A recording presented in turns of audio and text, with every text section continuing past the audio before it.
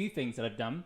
One thing is I spoke to ChatGPT about Cineworld, and so I'll read out what ChatGPT told me. Those of you that don't know, Microsoft have released this incredible new software called ChatGPT. It's an AI that lets you can ask it any sort of questions. You can write text, and it just sort of generates text in an incredible way. It's just an ingenious AI. And so I've been asking it questions about Cineworld today.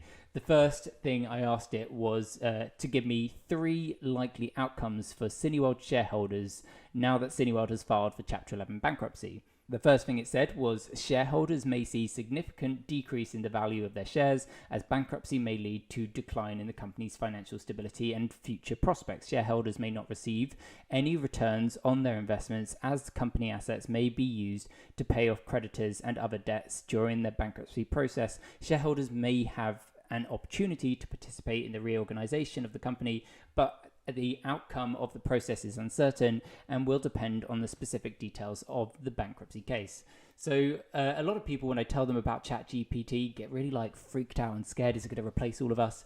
And I've been using it. I think it's absolutely brilliant. What a great tool. But yeah, it's just a tool. As you can tell from that answer, there's no valuable information that we didn't already know. The next thing that I asked it was, in the case of Cineworld specifically, are shareholders likely to retain equity? And it gave me the same sort of legally answer. It was quite interesting. In the case of Cineworld specifically, it's uncertain if shareholders will retain equity in the company following its bankruptcy filing.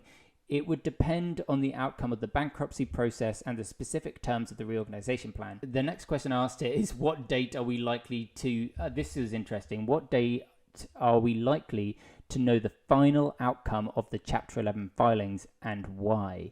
So the final outcome of Chapter 11 bankruptcy filings can take several months or even years. So this is something I thought was interesting. What this does is it scrapes the internet, all of the internet, up until 2021. So this AI doesn't know any more data further back than 2021. And I thought it would come out with some of the dates from the legal proceedings because it would have read all of that in just a matter of seconds. It knows more than we do. It's saying that it can take several months to be determined. And this is an AI that has an understanding of the legal process from the internet, which, that's all I'm getting information from. The specific timeline of Cineworld's Chapter 11 filings will be dependent on the specific details of the case and the court schedule. This is where it gets more specific, though. The court will first approve a disclosure statement. That's the thing that we were meant to get on January 17th, and we haven't had yet. And a plan of reorganization. So this is what we are waiting for. This is what will actually lead to the share price to moving. Cineworld have been moving on this quite quickly with their leases.